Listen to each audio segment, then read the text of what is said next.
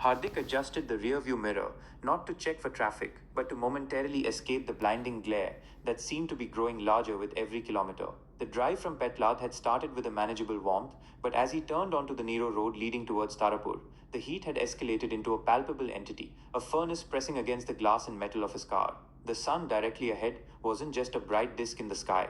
It felt like a colossal, malevolent eye staring him down. Its rays, even after battling through the tinted windshield, stabbed at his eyes, forcing him to squint and rely on the sun visor. The dashboard, a dark expanse under the relentless assaults, radiated heat like a stovetop left on too long. The air conditioning, bless its tireless hum, was fighting a losing battle, circulating a slightly cooler version of the outside inferno.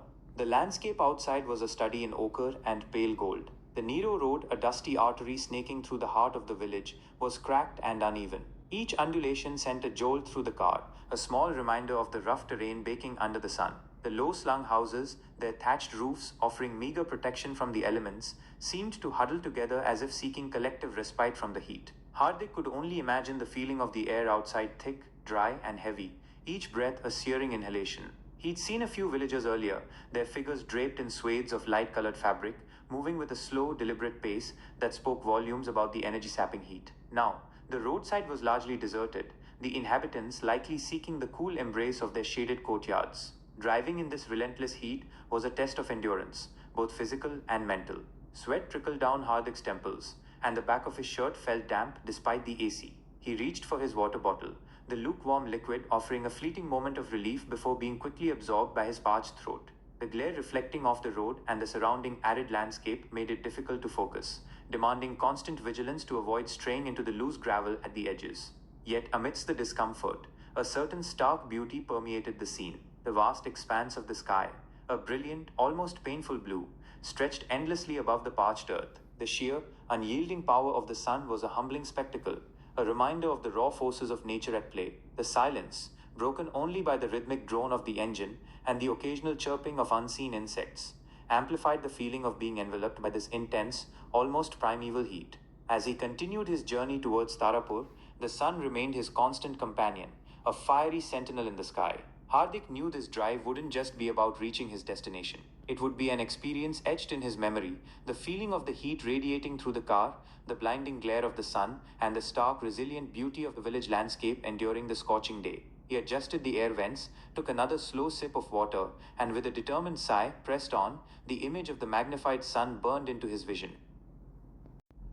Hardik gripped the steering wheel, his knuckles slightly white against the worn leather. The drive from Petlad had been steadily escalating in terms of heat, but now, as he turned onto the dusty Nero road leading into the heart of the village towards Tarapur, it felt like driving into the mouth of a furnace. The sun, positioned directly in his line of sight, wasn't just a bright annoyance. It felt like a colossal, incandescent eye, growing larger and more intense with every passing kilometer. Even through the tinted windshield, its rays felt like physical needles pricking at his eyes, forcing him to constantly adjust the sun visor and squint. The dashboard in front of him radiated a palpable heat, and the air conditioning, though working diligently, seemed to be merely circulating a slightly less oppressive version of the outside inferno.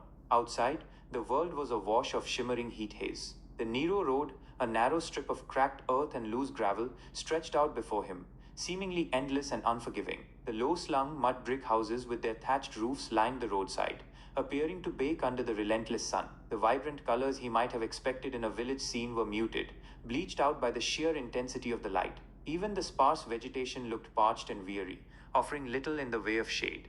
Hardik could only imagine the feeling of the air outside thick, dry and heavy, each breath likely a searing experience. He remembered seeing a few villagers earlier, their figures draped in light-colored cloth, moving with a slow, deliberate pace that spoke volumes about conserving energy in this oppressive heat. Now the roadside was largely deserted, the inhabitants likely seeking refuge in the cool interiors of their homes, or under the shade of whatever trees they could find. Driving in this heat was a battle against lethargy. Sweat beaded on Hardik's forehead and trickled down his temples, despite the car's valiant efforts to keep the temperature down. He reached for his water bottle, the lukewarm liquid offering a momentary respite before being quickly absorbed by his parched throat. The glare reflecting off the dusty road and the surrounding arid landscape made it difficult to focus, demanding constant concentration to keep the car steady on the uneven surface. Yet, amidst the discomfort, a strange kind of stark beauty permeated the scene. The vast expanse of the sky, a brilliant, almost painful blue, stretched endlessly above the parched earth. The sheer, unyielding power of the sun was a humbling spectacle, a reminder of the raw forces of nature at play in this land. The quiet hum of the engine and the occasional crunch of tires on gravel were the only sounds breaking the profound stillness, amplifying the feeling of being enveloped by this intense, almost primeval heat. As he continued his journey towards Tarapur, the magnified sun remained his constant, unwavering companion. Hardik knew this drive wouldn't just be about reaching his destination. It was an immersion in the raw intensity of an Indian summer, an experience etched in the memory of the radiating heat, the blinding glare, and the resilient beauty of the village landscape under the scorching sky.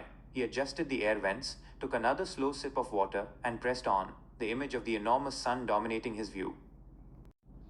Hardik squinted against the enormous sun, dominating his windshield as he drove the dusty Nero road from Petlad towards Tarapur. The heat outside was a palpable force, radiating through the car despite the valiant efforts of the air conditioning. The village stretched out under the intense glare, its mud brick houses and sparse vegetation looking parched. The air shimmered above the cracked earth, and the silence was broken only by the hum of the engine. Sweat trickled down Hardik's temples as he concentrated on the uneven road, the sun a constant, blinding presence. Despite the discomfort, the stark landscape under the brilliant blue sky held a raw beauty. This drive wasn't just a journey, it was an experience etched in the relentless heat and the magnified image of the sun, a testament to the intensity of an Indian summer. He took a sip of lukewarm water and continued on, the heat a constant companion on his way to Tarapur. Hardik chuckled softly to himself. Even in the middle of this sweltering drive, the thought of his imaginary channel brought a small smile to his face. He could almost picture it, Hardik's Hot Wheels, or maybe Nero Road adventures. He imagined himself narrating this very experience. Hey guys, Hardik here, braving the incredible heat on the Nero Road today. As you can see, the sun is absolutely massive from behind the windshield. It feels like driving into a giant light bulb out here. He pictured a little graphic popping up on the screen.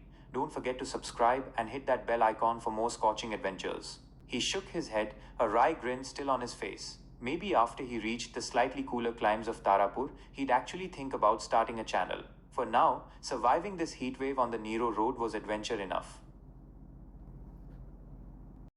Get to subscribe and hit that bell icon for more scorching adventures.